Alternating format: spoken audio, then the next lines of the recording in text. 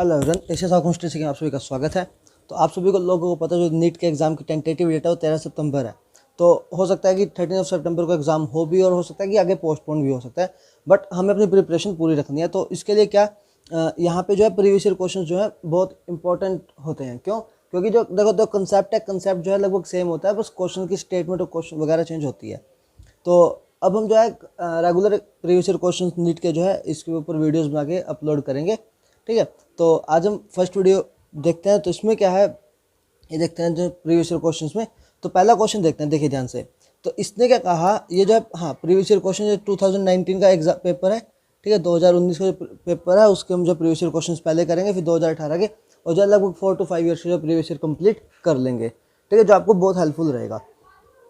तो यहाँ पे देखते हैं क्या है, मतलब पहला क्वेश्चन क्या है, फॉर अ केमिकल रिएक्शन। यहाँ पे केमिकल रिएक्शन गिवन है N2+3H2 गिविंग 2NH3।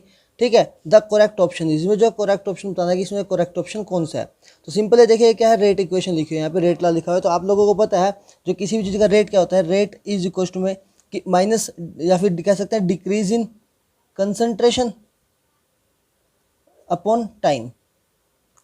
कंसंट्रेशन किसकी डिक्रीज होगी, रिएक्टेंट की, या फिर मैं कह सकता हूँ कि increase in concentration of product with respect to time. यहाँ पे हमें पता है जो रिएक्टेंट के लिए हम लगाते हैं माइनस, और अगर प्रोडक्ट हो तो उसके लिए प्लस लगाते हैं। ठीक है, बहुत ही बेसिक सा क्वेश्चन है, बहुत ही आसान क्वेश्चन है। तो आप देखते हैं, तो जो इक्वेशन है इसके लिए अगर हम रेट लो लिखें, इक्वेशन है कि हमारे पास नाइट्रोजन+3H2 गिविंग 2NH3।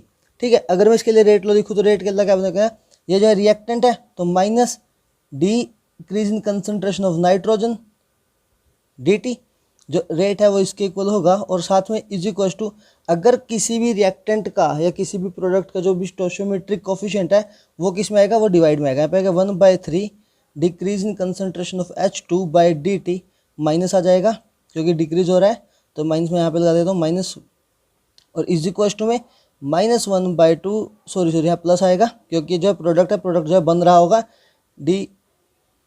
NH3/dt, जो भी चेंज इन कंसंट्रेशन है, ठीक है, विद रिस्पेक्ट टू टाइम, वो क्या होता है, रेट होता है। तो हमें जो इसको ऊपर वाले जो इक्वेशन है उससे मिलाना है। तो देखते हैं कौन सी इक्वेशन है।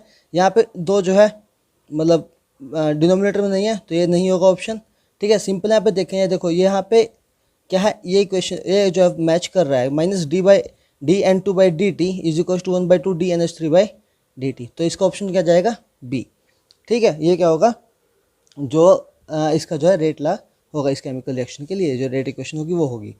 ठीक है, तो नेक्स्ट क्वेश्चन देखते हैं। नेक्स्ट क्वेश्चन क्या है, the compound that is most difficult to protonate.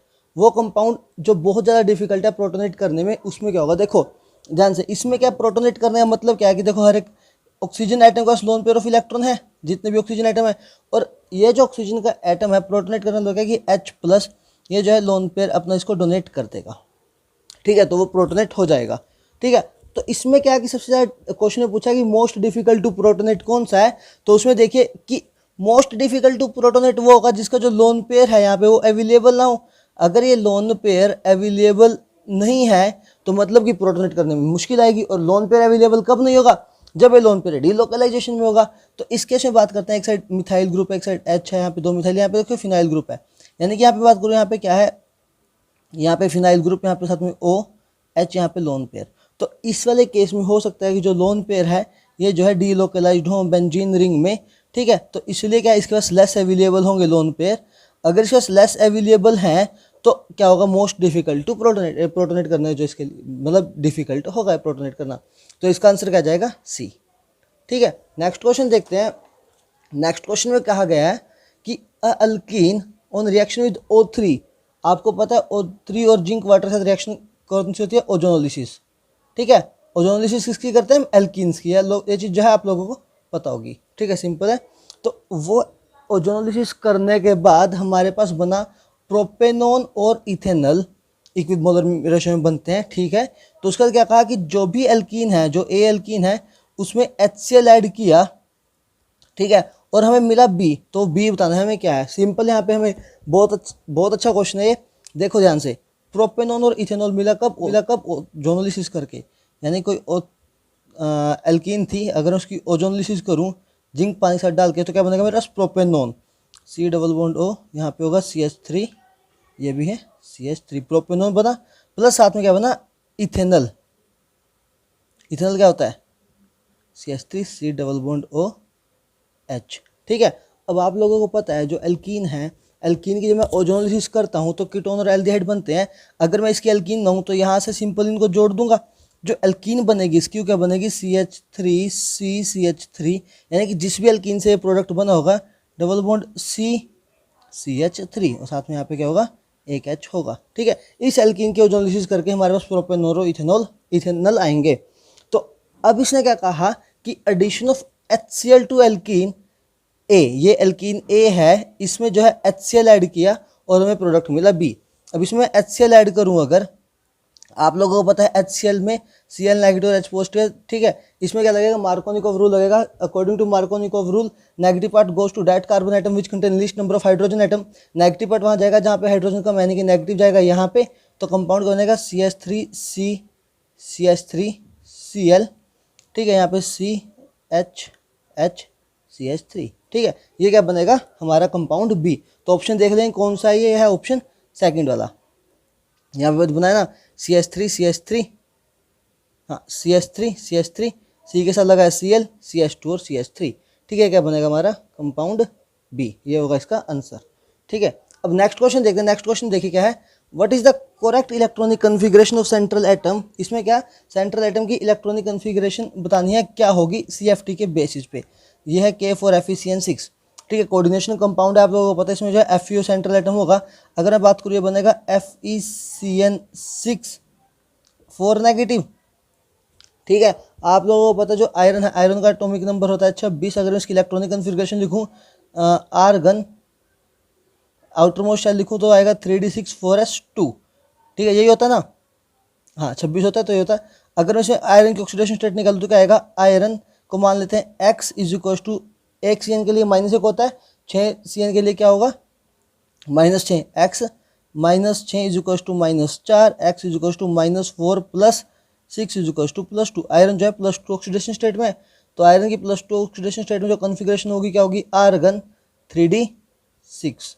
ठीक है, 6 इलेक्ट्रॉन्स में होंगे। तो अब देखिए क्या होता है कि CFT में आप लोगों ने पढ़ा है कि मान लो पहले क्या होता है, डीजेनरेट डी ऑर्बिटल्स होते हैं, 1 2 3 4 5 और यहाँ पे 6 इलेक्ट्रॉन होंगे। तो क्या होगा, जब भी लिगेंड इसके पास अप्रोच करेगा तो क्या होगा, यहाँ पे स्प्लिटिंग होगी। ठीक है, स्प्लिटिंग होती है। अगर ये ऑक्टाहेड्रल है, जो CN6 यानी कि ऑक्टाहेड्रल ज्योमेट्री होगी, तो क्या होगी, T2G और हाथ में EG, 2 ऑर्बिटल्स में स्प्लिट होगा। ठीक है, ये आ जाएंगे लोअर एनर्जी के ऑर्बिटल्स और 2 ऊपर होते हैं हाई एनर्जी के ऑर्बिटल्स। ठीक है, तो अब मैं बात करता हूँ T2G और EG और साथ में इसका सिलेक्ट जो अटैच हो गया है CN6। तो अब देखिए जो CN6 CN है, साइनाइड है, ये क्या है, स्ट्रॉन्ग फील्ड लिगेंड है, स्ट्रॉन्ग फील्ड लिगेंड है। और आप लोगों को पता है जो स्ट्रॉन्ग फील्ड लिगेंड होता है वो पेयरिंग करवा देता है, यानी कि यहाँ पे क्या हो जाएगा, पेयरिंग हो जाएगी।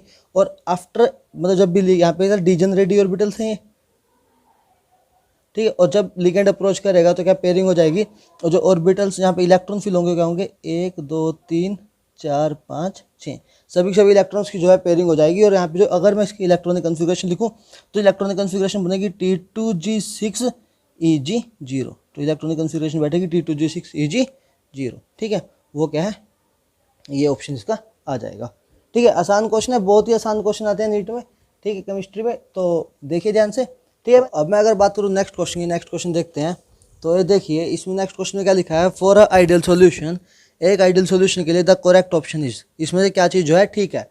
तो इसके लिए आप लोगों को पता होना चाहिए कि जो भी अगर कोई भी सॉल्यूशन आइडियल है उसके लिए 4 कंडीशंस होती हैं हमारे पास। क्या क्या कंडीशन होती हैं, पहला क्या, डेल्टा V ऑफ मिक्सिंग क्या होता है, उसके लिए 0 होता है। ठीक है, और second delta H of mixing उसके लिए 0 होता है।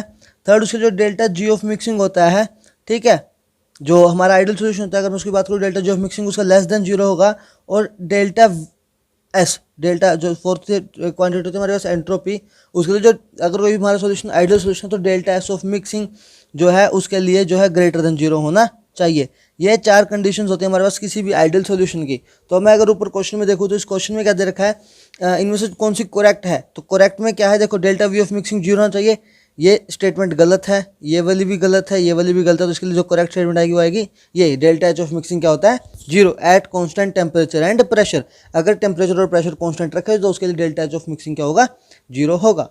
ठीक है, अब नेक्स्ट क्वेश्चन की बात करता हूँ। नेक्स्ट क्वेश्चन में क्या लिखा है देखिए, इसमें क्या लिखा है, the number of mole of hydrogen molecules, कितने नंबर ऑफ हाइड्रोजन मॉलिक्यूल्स जो है रिक्वायर्ड है हमें चाहिए, कब, जब हमें 20 मोल ऑफ अमोनिया बनाना है through Haber process. Haber process के थ्रू अगर मुझे 20 मोल ऑफ अमोनिया बनाना है तो मुझे कितना जो है हाइड्रोजन चाहिए। तो इसके लिए आप लोगों को पता है, जो मतलब हमारे पास वो, अगर मैं हेबर प्रोसेस लिखूं, हेबर प्रोसेस आप लोगों को पता है, हेबर प्रोसेस क्या होती है, सिंथेसिस ऑफ अमोनिया। इसमें हम अमोनिया सिंथेसाइज करते हैं कैसे, नाइट्रोजन प्लस 3 हाइड्रोजन। अभी मैंने आपको एक और क्वेश्चन कराया था उसके ऊपर, ठीक है, 2NH3। तो कई बार क्वेश्चन पूछ लेते हैं एग्जाम में। तो हेबर प्रोसेस में कैटालिस्ट कौन सा यूज होता है, आयरन।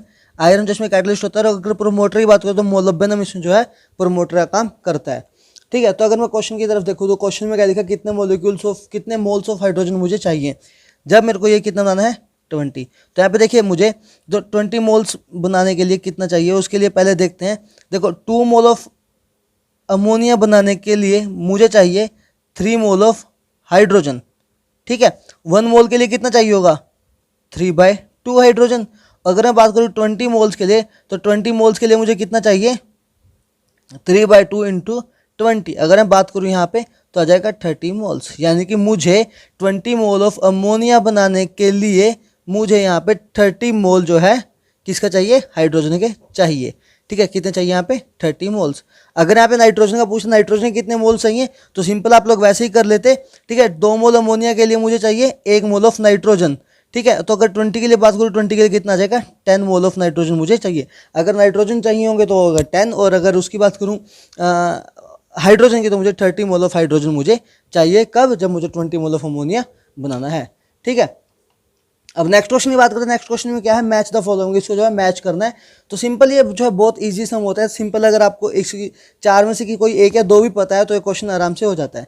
जैसे देखो, अगर मैं देखूँ pure nitrogen, pure nitrogen simple मुझे पता है, यहाँ पे क्लोरीन सल्फ्यूरिक अमोनिया, ऐसा कुछ नहीं मुझे पता है। सोडियम अजाइड या बेरियम अजाइड को हीट करूँ तो हीट करने से जो है प्योर नाइट्रोजन मिलेगा, यानी कि फर्स्ट का आ जाएगा 4, ठीक है। और सेकंड बात, अभी हेबर प्रोसेस, हेबर प्रोसेस मुझे पता है, हेबर प्रोसेस में क्या अमोनिया बनता है, यानी कि Haber process is related to ammonia. अगर मैं कोई 2 भी ऑप्शन देख लूँ ना, तो मोस्टली जो चांसेस होते हैं उसमें क्या होता है कि आप बस 2 ऑप्शन देखो और यहाँ पे जो है मिलाओ और जो है आपका आंसर ठीक आ जाएगा। लेकिन फिर भी आप जो है, अगर आपको बाकी पता है, आप चेक कर सकते हैं, ठीक है। तो जैसे मुझे पता है कॉन्टैक्ट प्रोसेस में जो है, पहले मैं आपको लोगों को वैसे बता, देखो यहाँ पे क्या है, एक आना चाहिए 4, क्योंकि मुझे पक्का विश्वास है कि हाँ भाई प्योर नाइट्रोजन जो है सोडियम अजाइड और बेरियम अजाइड से होता है। तो फर्स्ट का 4, यहाँ पे देखो फर्स्ट का सेकंड ये नहीं हो सकता, सेकंड का 3 ये नहीं हो सकता, फर्स्ट ए वाले का जो है 1 ये नहीं हो सकता, यानी कि एक ही ऑप्शन में क्या है, 3 का जो है 4 है। कई बार क्या होता है ऑप्शन में क्या है, मान लो 3 और 4 के 2 ऑप्शन में दे देता है वो एग्जामिनर, ठीक है। तो आप मिला लो साथ में आगे, ठीक है। हेबर प्रोसेस के लिए मैंने अभी आपको लिखा है, हेबर प्रोसेस में क्या होता है, सिंपल नाइट्रोजन और हाइड्रोजन मिलके क्या बनाते हैं, अमोनिया बनाते हैं, ठीक है। तो सल्फ्यूरिक कॉन्टैक्ट प्रोसेस क्या होता है, कॉन्टैक्ट प्रोसेस में सल्फ्यूरिक एसिड बनाते हैं हम लोग, ठीक है। उसमें क्या होता है, सिंपल जो है एक मतलब जो भी सल्फ्यूरिक एसिड बनाने का प्रोसेस है उसको कॉन्टैक्ट प्रोसेस कहते हैं। उसमें क्या जो की स्टेप होता है वो कहता है SO2 + O2 गिविंग SO3 की रिएक्शन होती है। इसमें वेनेडियम पेंटॉक्साइड जो है क्या होता है, कैटलिस्ट होता है, ठीक है। साथ में एक और कैटलिस्ट होता है। और डेक्कन प्रोसेस में क्या बनाते हैं, क्लोरीन।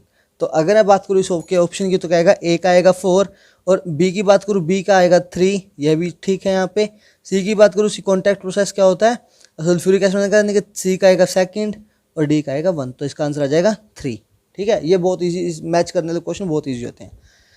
तो नेक्स्ट क्वेश्चन क्या है, द बायोडिग्रेडेबल पॉलीमर इज, इनमें से जो है बायोडिग्रेडेबल पॉलीमर हमें बताना है, ठीक है। ये जो है पॉलीमर बहुत ही आसान यूनिट है, ठीक है। स्कोरिंग है, मतलब हर बार जो है एग्जाम में क्वेश्चन आता ही आता है पॉलीमर में से, ठीक है। हम सोच भी रहे हैं पूरे मतलब सीरीज बनाने की पॉलीमर की, ठीक है। वो भी आपको मतलब जल्दी ही बनाएंगे, इसके ऊपर लेक्चर्स भी। तो इसमें क्या बायोडिग्रेडेबल पॉलीमर बताना है कौन सा होगा। सिंपल अगर देखते हैं, ये जो है मतलब बात याद करने वाली है कि नाइलॉन टू नाइलॉन 6 जो है बायोडिग्रेडेबल पॉलीमर होता है। अगर मैं इसकी बात करूँ इसके मोनोमर्स की, तो इसके मोनोमर क्या होंगे, ग्लाइसिन और अमीनो कैप्रोइक एसिड, ठीक है। इसके जो मोनोमर्स होते हैं, तो ग्लाइसिन का स्ट्रक्चर होता है NH2CH2COOH, और मैं अमीनो कैप्रोइक एसिड की बात करूँ क्या होगा, NH2CH2 होगा 5 टाइम्स COOH, और यहाँ पे दोनों जो है जुड़ते हैं और यहाँ पे अमाइड लिंकेज बनती है, ठीक है। एक काइंड ऑफ पॉलीअमाइड है ये पॉलीमर, जो है पॉलीमाइड पॉलीमर, जो इसका आंसर आएगा नाइलॉन टू नाइलॉन 6 जो है बायोडिग्रेडेबल पॉलीमर है, ठीक है। नेक्स्ट क्या था, non essential amino acid among the following is, इनमें से जो है नॉन इसेंशियल अमीनो एसिड कौन सा है। अब इसके लिए आपको पता चाहिए इसेंशियल अमीनो एसिड और नॉन इसेंशियल अमीनो एसिड कौन कौन से होते हैं।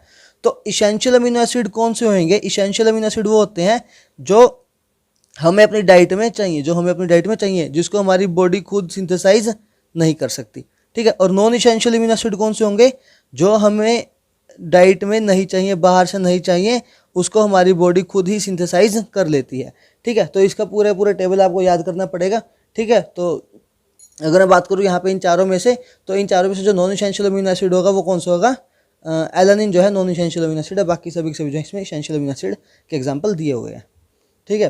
तो आज बस हम इतने, इस वीडियो में हम इतने क्वेश्चंस डिस्कस करेंगे, नेक्स्ट वीडियो में हम डिस्कस करेंगे इससे आगे क्वेश्चंस, ठीक है, जो मतलब एग्जाम मतलब 2019 के पेपर के क्वेश्चन डिस्कस करेंगे इससे नेक्स्ट वाली वीडियो में भी, ठीक है। पहले हम 2019 वाले खत्म करेंगे, फिर हम बात करेंगे 2018 के जो भी प्रीवियस नीट ईयर क्वेश्चन होंगे, फिर आफ्टर 2017 वाले। तो ऐसे हम जो है प्रीवियस 4 से 5 साल के पेपर डिस्कस करेंगे बिफोर एग्जाम से पहले, ठीक है। तो थैंक्स फॉर